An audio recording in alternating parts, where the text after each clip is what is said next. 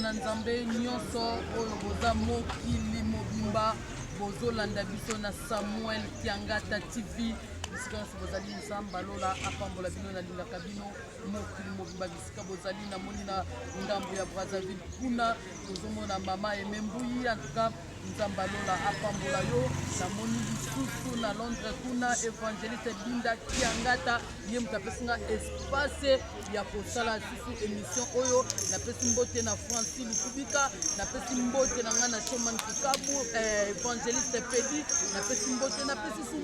na mutu nalinga mingi Maître Simo Congo Maître Simo Congo oyo asimbaka likambo mutu akati yango mpe ekomisi na suka solution epesami bazali mingi te atuka Maître Simo Congo esika ozali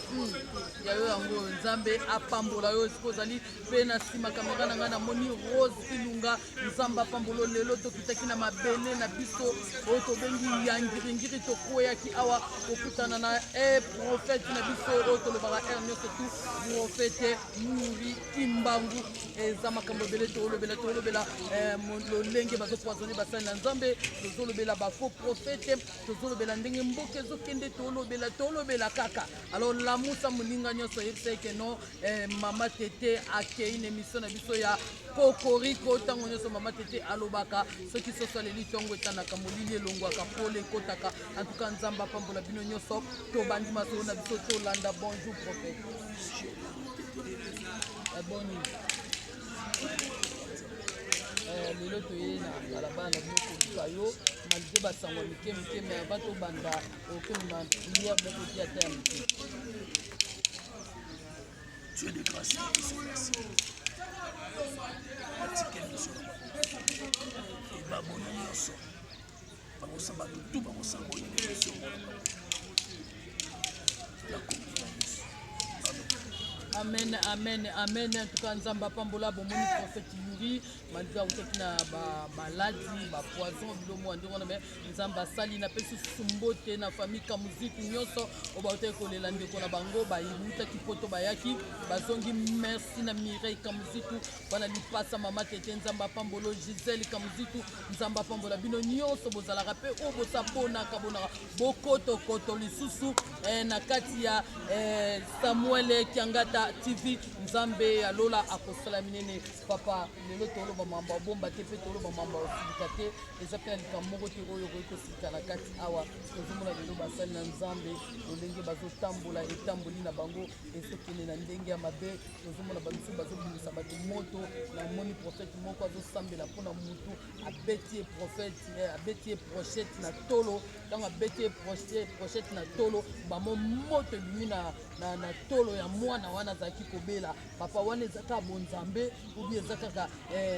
biloko na ye asimbi mekana kolimbola bana notre père oyo bazolanda biso mpona makati ya makambo oyo baprofete bazosala na mboka oyo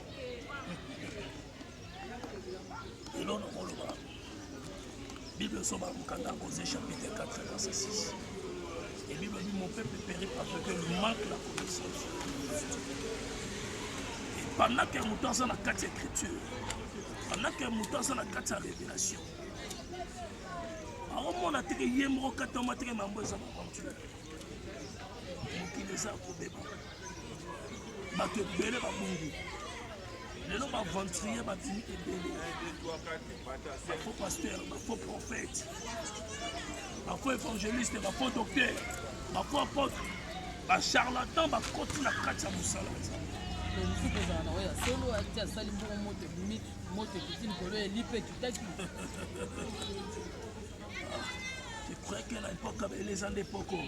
oyo eza époque abeli te oyo eza baépoque abeki mbangu tolobelaki mbangu oyo baelite oyo nde mpana ngai soki lelo mose na nzambe ozomonela bapratike moko mabe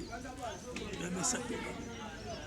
satengami mama oyo bozomona ebele nyonso baza bafo baza baventure c'est par là que balukaki biso na bapoison wi batiaki mbangu poison ngai oyo nafanda telemi te yesu nde atelemisi bozoluka boboma biso bozwa nini bozotila biso bapoison moninga moko auto kufa ya kufinga na biki kaka na poison tala na auto perdre Jimmy Venkala. Jimmy Venkala poison, on appelle poison. Il y a Koufinga na biki. So bozo luka po bomba biso na ba poison. Po bozo nini? Mais bino basala nzambe to bozandi wana ba prophète bozala nzambe sala oyo c'est des bozala muninga zo musa malade na moto soka betelo kwa moto bino na nini nganga nzambe musa ko ko yape nzambe ko na ote yepo ko nzambe ko na ope eloko wana pe longo na ngo eloko bominga esa alliance et mutaza na alliance na nzambe akufa lokola société biso toyebi magie te toyebi kisi te mais toyebi yesu oyo nyonso ozomona ekolekana mais moto azotambola osala makambo selon volonté ya nzambe c'est-à-dire aza moto akovivre éternellement tanga 1 Jean chapitre 2 verset 17 et bible ozoba mokili ekoleka na makambo nango mokili quand on parle sur le monde baotalisa biso bafutilité bamakambo biso bato bazosepela nango soki ezosepesa nzambe te eza bamalédiction e moto azosala makambo selo bomoto na bonzoto na ye yabimisi moto me nzambe ayebi yango te abimisi moto na volonté ya nzambe soki obimisi moto na volonté ya nzambe te oza faux prophète. Romains chapitre 8 verset 8 bible obi moto azosala makambo selo bomoto mpe bonzoto na ye aza moto azosepelisa nzambe te donc cetadi nga nzambe na misu na nga nazosepela na ye te il faut bato bazonga na parole lelo baenseignement lelo koma reçoit na recevoir okende poto je reçois okende États-Unis okoma mituka mbongo bongo bokonza likolo.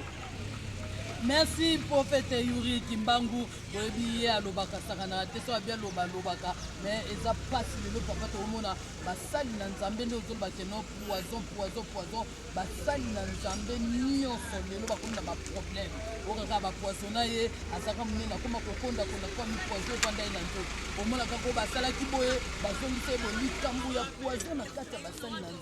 basali na nzambe bazopoisonner et puis bato bazopoisonner ba bazaka ba prophète Jimmy a bapoisonnaki prophète nsuku na likolo bapoisonnaki oyo so bapoisonné do poison evandi na kati na bino pourquoi papa kokebisa bana notre père eloko ezouta wapi mpe baprophète kaka ndimo bazosala ndenge omoni na mboka soki moto ya makasi ya na mboka moto aza na nzambe soki place azali bato mabe baza mingi e bato mabe bakosepela te so me basala nzambe bazwa empoisonné bato mingi eza parce que c'est pas dit que tout le monde fa kota makambo na bango so yo ozosimba bakisi nosimba bakisi na yo so ozala mposa bafulu sala bafulu na buzoba mais fulu ya solo eza koyeba yesu nazoluka nini bazoboma biso mpo na nini yo akotala ngo wakotala ngai na bandenge kotelema te na otambola te et soki quand même mwa nzoto ngo bandozonga eza grâce à nzambe bozotia bapoison moninga nanga utokufa etanga nazalaki nango na sataneke oyo naokende mabe nabisaki nzambe ebisenga na kokufa lelo te nzambe abikisinga na poison ezala bandeko ebe banda obenga nga papa ntuka nzambe apeso makasi papa nzambe aza na nabisaki nzambe nayebi kisi te eza problème bato bakoti banzela mabe